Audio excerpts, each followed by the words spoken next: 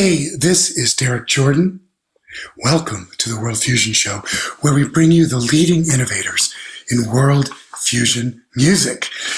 Today, my guest is Nadav Peled and Aaron Fink from the band Anbessa Orchestra, who are from Israel, but have a great love of Ethiopian music. Welcome, Aaron and Nadav, to the World Fusion Show. Thank you. Thank you so much for having us. Thank you. Nice to be on your show. Well, it's my pleasure. And it's just so great to get your music. I got to see you guys live when you were up here in Putney, Vermont, and killing it with your amazing horn-driven, danceable. I mean, the audience was really into it. You had a great show. Good weather and all that, so it worked out. Anyway, thank you so much for doing that and bringing your great music to Putney. I wanted to ask you, start off with just a little bit, share a little bit about your background, growing up in Israel and how you got into this music. So I guess I'll start. I grew up in Israel and started playing guitar when I was 11. First, it was kind of like, rock and all of that, and then got into jazz. And through that, I went to New York, and then I moved back to Israel for a little while, which is where I started playing with this reggae band whose lead singer was Gili Yalo, whom you saw Anbessa with Gili Yalo in Vermont. And he's an Ethiopian Israeli artist. He's amazing. He's a great friend. And he introduced me to this kind of music. He brought in a tune for us to play.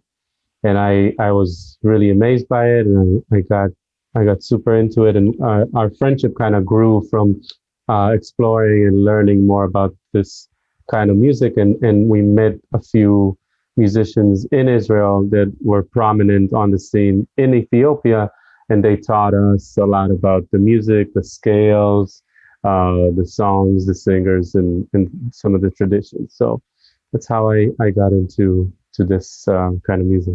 Cool. How about you, Aaron? Well, I grew up in Israel. That's where I met Nadav for the first time. To be fair, I didn't know much about Ethiopian music growing up in Israel because there was not a lot of Ethiopian music played in Israel back in those days. My journey with Ethiopian music started actually when we started Anbessa Orchestra. Nadav sent us references. So I kind of owe all of my knowledge of this music initially to him.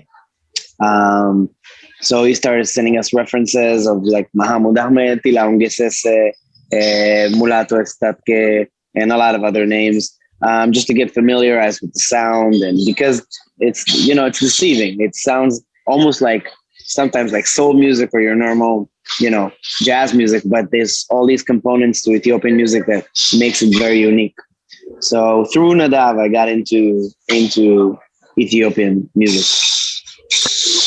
That's really fantastic. Now you are the drummer for the band, right? And I love your drumming; it's really excellent. And Nadav is the guitarist, and then you have 3 horn players, bass player, keyboardist, and sometimes the singer who you talked about earlier. Right. Now, I wanted to ask you if you could set up our first video, which is coming up. It's very cool. Tell us a little bit about this. So this first video is our song Negestat, which in Amharic means kings. It's also the title track of our second full-length record. And this one's from Brooklyn Bow. We always love playing there. They treat us really great, and it's kind of like being a part of the music scene in Brooklyn, playing Brooklyn Bowl feels really great. And a funny story is that this is our second show there. The first one, they were supposed to film the show, and something happened and they kind of deleted all the footage.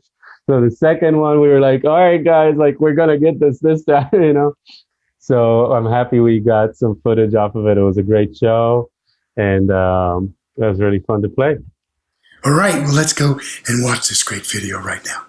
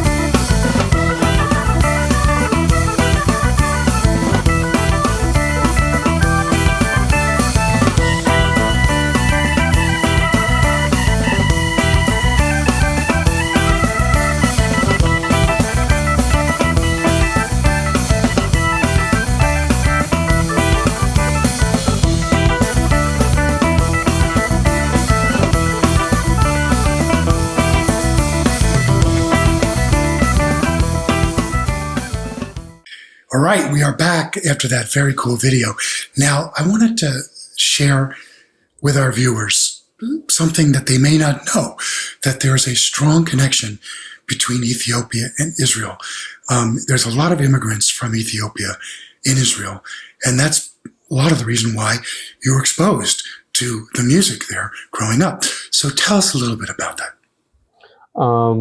Well, the connection mainly, I guess, is the large Jewish community in Ethiopia was, they immigrated to Israel, a lot of them, or the vast majority of them, in two major operations in the late 80s, early 90s, Operation Moses and Operation Solomon. The second one was very famous because there was like an aerial train. They kept bringing in planes and grabbing the people. And so the vast majority of the Jewish community in Gondar, I believe, in Ethiopia, most of them immigrated to Israel. And so actually, when we were growing up, I believe, like Iran mentioned earlier, the culture, Ethiopian culture, was somewhat marginalized, and the Ethiopian people were more, any migration in Israel, whether it be like, the Eastern Europeans after the Western Europeans, and then the Moroccan or Egyptian Jews, like the more Middle Eastern Jews, everybody had like some acclamation and some hardship, and obviously no difference with the Ethiopian community. But it seemed like in recent years, there's more of a resurgence. There's like second or third generation of people that were born in Israel, and they accept their Ethiopian heritage as well as their Israeli identity, which is really interesting to see, how it's now starting to really seep into the Israeli culture. Now, I wanted to have you also talk about this next video we're going to see, and let us know what that's about. So this video is also live. We love playing live. That's like our favorite thing to do, and we get to play quite a lot. Obviously, not so much the last year and a half or so, but this is from a special show we did at a place called National Sawdust in Brooklyn. They run some great programs showcasing, the kind of like, up to date and cool artists that are working in Brooklyn. And it was a great show. And this show actually, so I've been living the last couple of years, I've been living in the West Coast, and this was the last show that we did while I was still based in New York. The whole band is based in New York still, but I'm out in the West Coast, and I fly out to New York every time we do stuff. So this was a very special show for us because of that. That is so cool. So let us go and watch this video right now.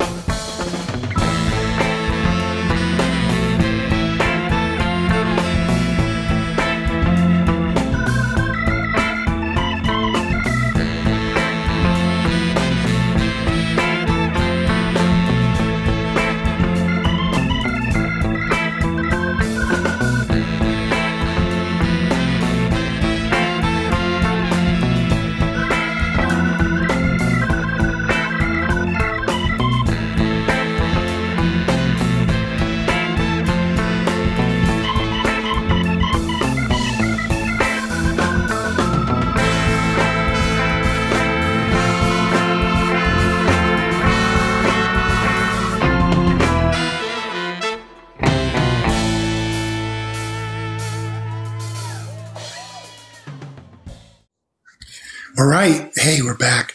Now, Aaron, I wanted you to talk about your travels to Ethiopia. I think you've had some interesting times there. Yeah. Well, so I've had two opportunities to travel to Ethiopia. The first visit was in the winter of 2020, right before the pandemic hit around the globe. I went there in January. I spent a whole month there.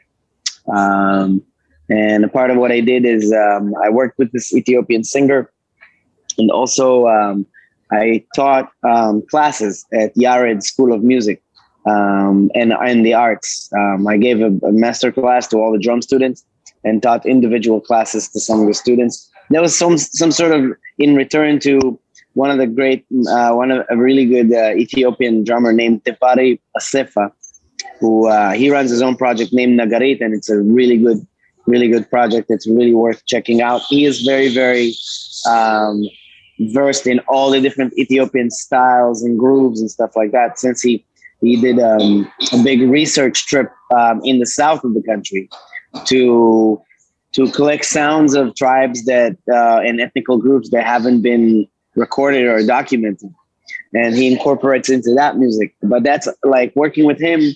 That's when I felt like I really have a grasp of how the groove should sound like, and where it's coming from, and where is the gravity in terms of rhythmical gravity. Where is the groove at?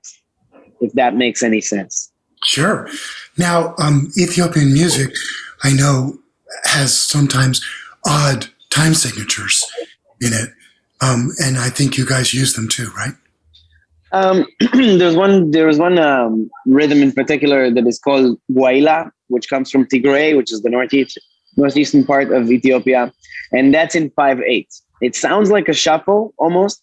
It sounds like a straight shuffle, but actually, if you divide, you figure out that the subdivision is in 5/8. So that's a unique time signature indeed. Most of the time signatures that like we play are I wouldn't say are odd, because it's like a lot of 6/8, which we can consider it odd because it's a 3. But what's interesting about Ethiopian music when it comes to odd numbers is actually the amount of measures that are in a phrase. In a lot of Western music, I don't like this term, but in a lot of Western music, a lot of phrases are phrases of 4 measures, 8 measures, 16 measures, 32 measures. Where in Ethiopian music and a lot of African music in general, there's like sets of 3 measures or 5 measures or 7 measures. That's what made it very challenging in the beginning, getting into the music. It was like, where's the extra measure, or like where did the rest of the song go, So it's it's interesting, and I love that, because then it allows you to just be open-minded to different lengths of phrasing in other kinds of music, not necessarily Ethiopian. Yeah, that's great. Now I'd love to go to our next video. So maybe Nadav, you could introduce it for us. So the next video is Chelema. Chelema is a tune. Chelema means darkness in Amharic, and this particular performance of it was through quarantine, and we all recorded it remotely. So the tune speaks about whatever hardship that we're going through. I wrote it in I think it was a little bit into 2016 or something like that, when we had that other president, and there was a lot of things going that I wasn't happy about, and a lot of people weren't happy about, and felt like there's some sense of darkness, but things, you got to face it to get out of it, So that's what Chelema, darkness, means to me. And yeah, this was during the quarantine, that was another darkness that we'll have to face and try to make the best out of it. And that's right. Well, thank you. And let's go to the video right now. Mm-hmm.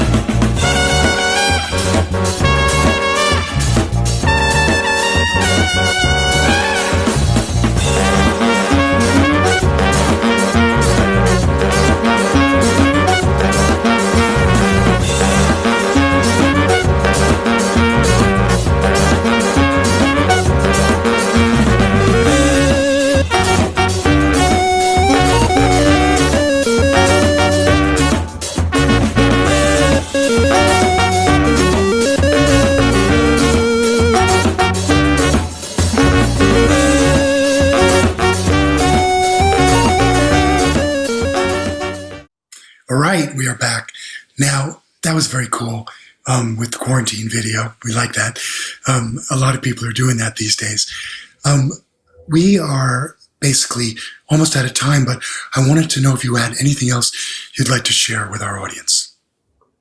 Well, I'd just like to say that we've been getting back to live playing, and it feels amazing being together on stage and playing for people.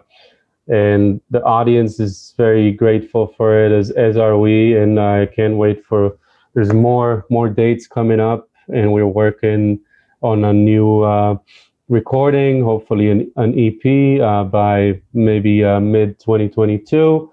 And yeah, just follow us on Instagram, on Facebook, on whatever you want to get the latest. And there's always updates. There's always things happening with the band. Yeah.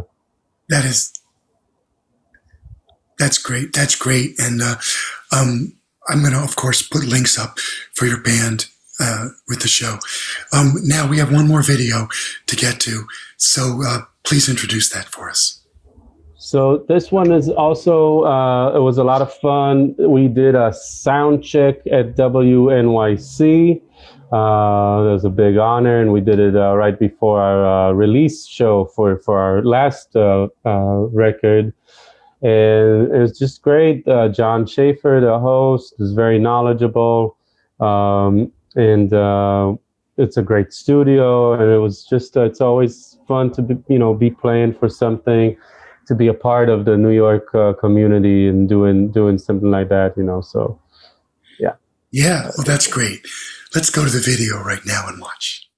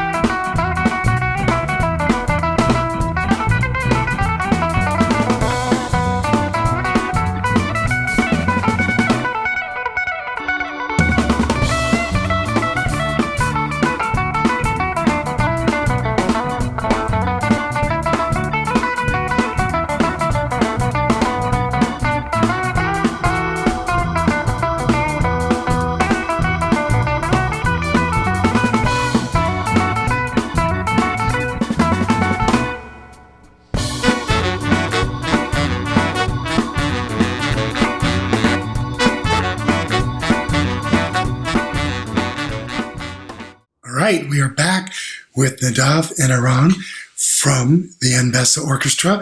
And I just want to say thank you so much, guys, for joining us today and sharing your very cool music with our audience. I'm sure they're going to love it. It's the first time, actually, we've had an Ethiopian sound on the World Fusion Show. So you guys are, breaking some ice here for us. That's amazing. Thank you so much. Thank you for having us. Thank you, Derrik. Great time. Thank you. All right. Good luck with everything. All right. Have a nice. Hey, this is Derrik Jordan. Thank you for joining us today on the World Fusion Show. And we have lots more great shows coming up. So please stay tuned and tell your friends about the show. You can follow us on Facebook and subscribe to us on YouTube, where we bring you all this amazing music from all over the world. I want to send a big thank you to our private donors who are supporting the show: Mackenzie Family Charitable Trust, Dean's Beans, Ron Dans, Jeff Green, and Nancy Feinberg. Thank you so much for your support. And as we like to say on the show, remember, think globally, listen locally, and support independent music.